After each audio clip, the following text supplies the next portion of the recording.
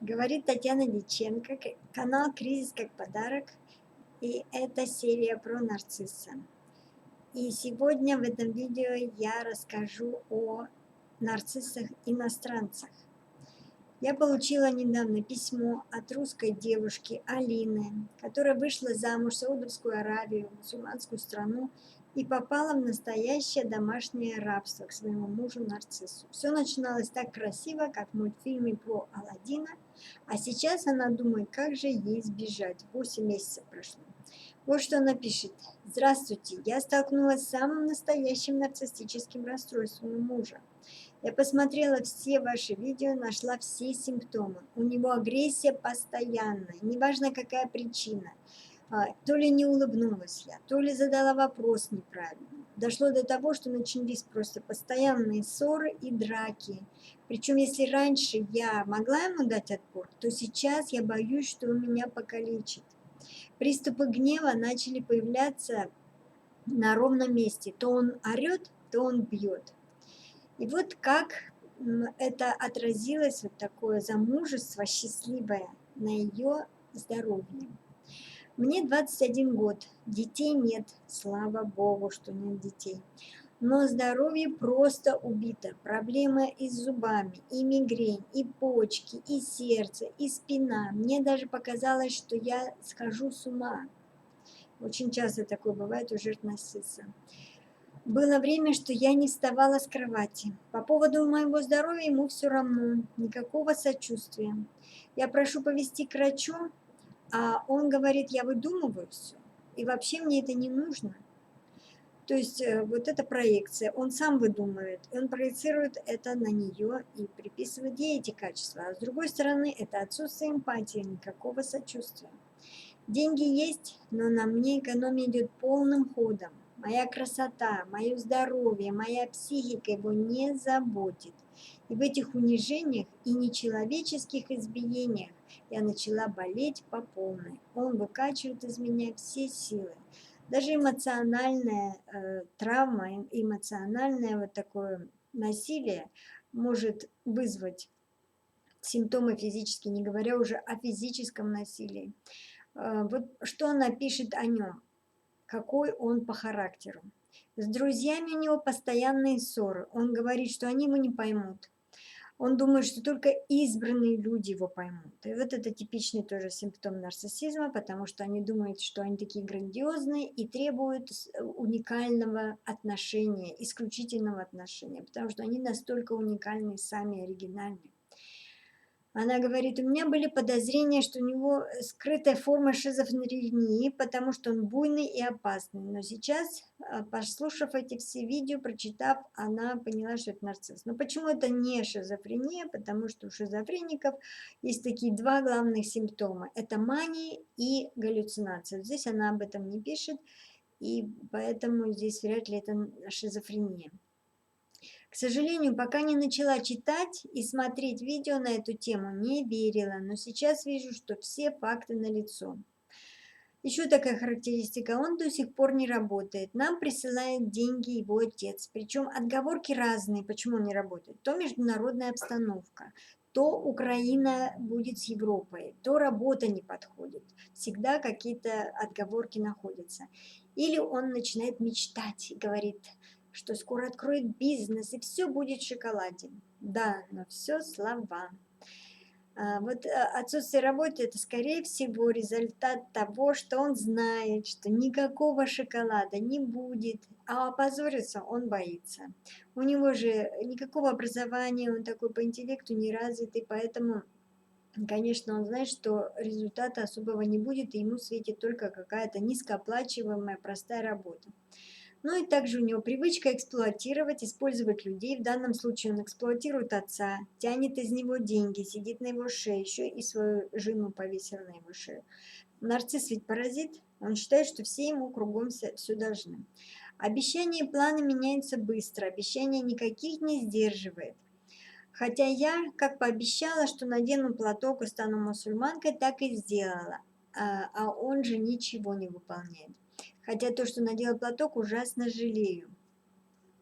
Но почему они не сдерживают обещания? Потому что у них то ведро, то корона на голове. Когда корона, они обещают, ну еще обещание – это способ зацепить жертву, чтобы потом качать из нее энергию. А потом, когда ведро, когда они упали, то тут, конечно, ни до каких обещаний. Ну и в принципе это же обман, они постоянно обманывают.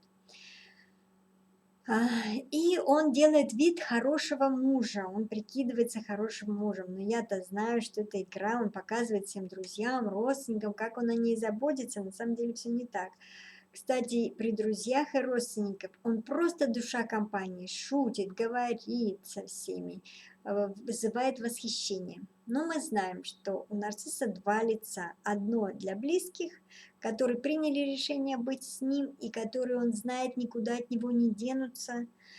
И другое лицо для окружающих, которых он хочет поразить и вызвать восхищение. То есть из близких он тянет энергию страдания, потому что очень трудно восхищаться при таком плохом обращении. А из окружающих он тянет энергию восхищения. И вот таким образом он получает и заполняет свою пустоту. Кстати, отец сказал ему так: не бей ее. Она же русская, она может ответить. Отец сам 40 лет бил жену, это было нормально, видимо, это так в культуре принято. А тот сказал: не бей, она может ответить, или она может пожаловаться.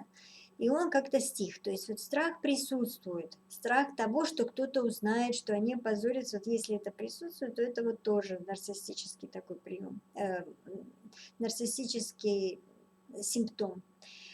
Критика. Как он относится к критике? Он воспринимает ее в штыки, даже готов разорвать отношения. И неважно, и это его дядя, мать или друг.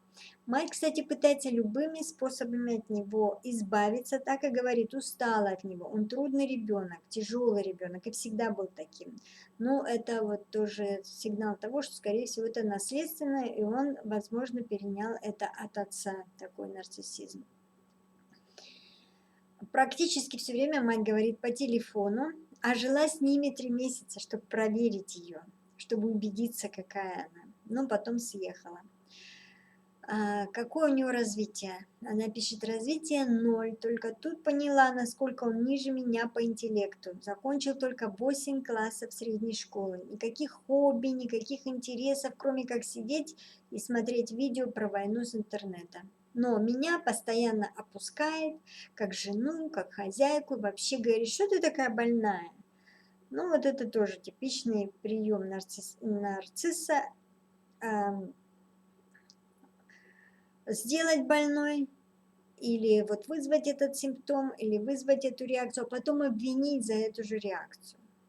То есть вот он ее сделал такой больной при помощи насилия, а теперь еще и обвиняет за то, что она больная. И знаете, она пишет, довольно таки больно осознавать, что любящий человек делает такие поступки и унижает. Но надо понимать, что нарцисс никакой не любящий человек и никогда не любил, но только надо вот энергию. А любить он просто, в принципе, не умеет, это ему не дано. Вот. И почему он ее опускает, при том, что он там сам никакой, да, а он ее опускает.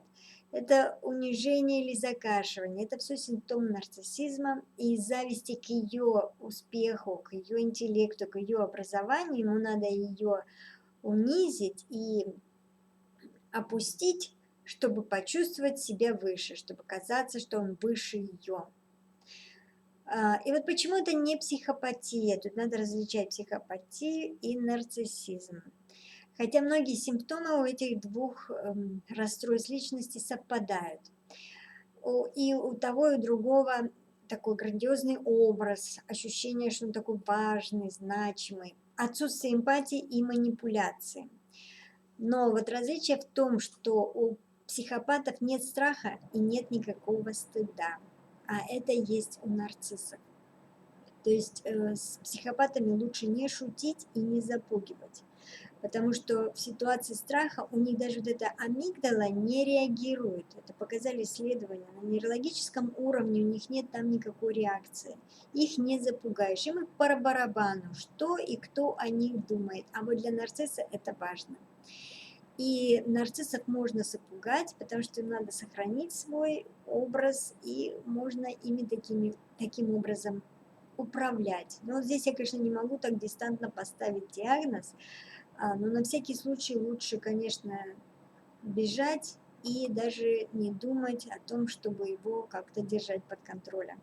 И Алина сейчас, она мне пишет, она задумала побег, она уже перевозит вещи, это очень важно перевести в секрете от него, потому что самый тяжелый момент домашнего насилия наступает тогда, когда вы хотите покинуть насильника.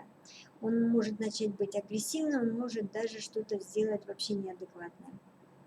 Или начнет, например, убеждать и уговаривать, и вы можете дрогнуть.